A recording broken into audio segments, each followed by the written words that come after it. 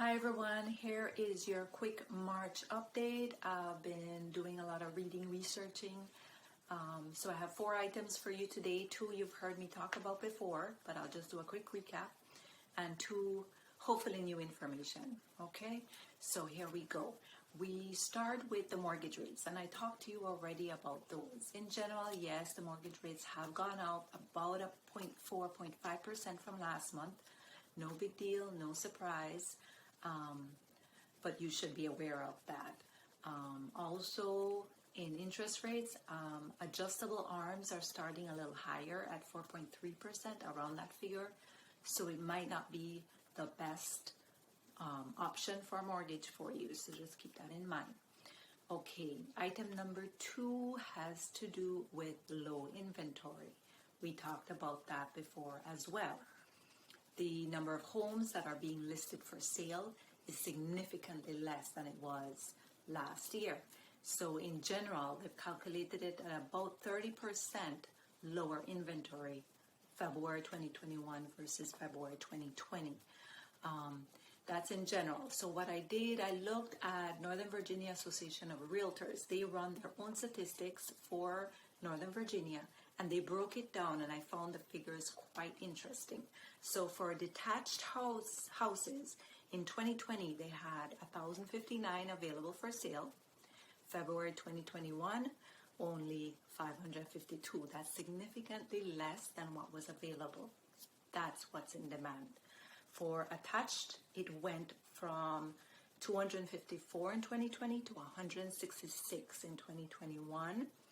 Condos, again, we had the reverse. So in 2020, there were 384 up in February, and now there are 861 condos. Again, a good reason that if that's your interest, condos is a good place to look. So low inventory has to do with homes that are listed for sale. Again, it does not account for some new constructions because a lot of them, they don't list it for sale. They just have their shop open for you to walk in through their doors and buy a house. And also homes that are sold by the owners themselves and not going through a realtor.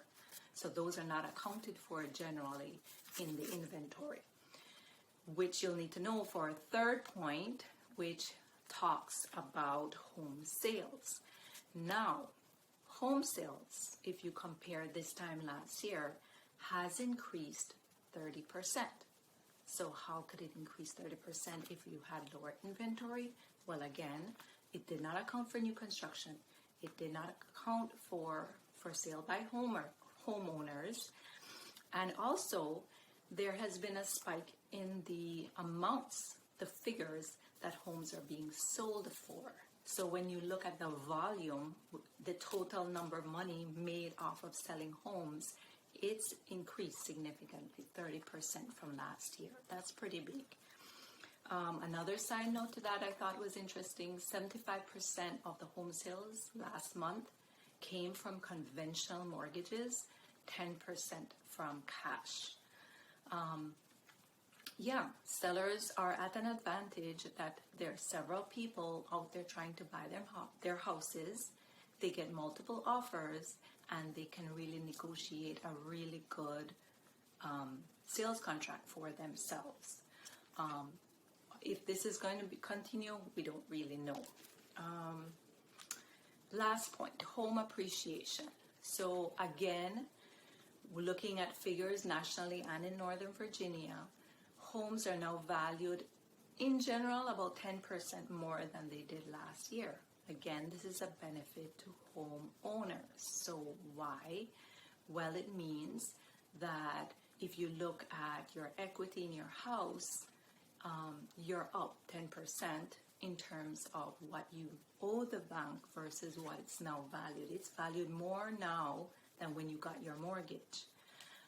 Again, this also affects your net worth because if you have real estate, then better. So if you have more than one properties that you own across the board, your properties are now valued more, which increases your net worth. Okay, so that's it. That's just the general rundown of what I have right now. Nobody knows what's going to happen. Everybody's kind of holding their breath for March and April to see what's going to happen in the market. there are those who just are not ready to sell their homes, and as you know, sellers will sell when sellers are ready to sell. So let's hope this all means good, positive things for us, but we'll see. So that's it for now. I hope everyone has a good night, and we'll talk soon. Bye.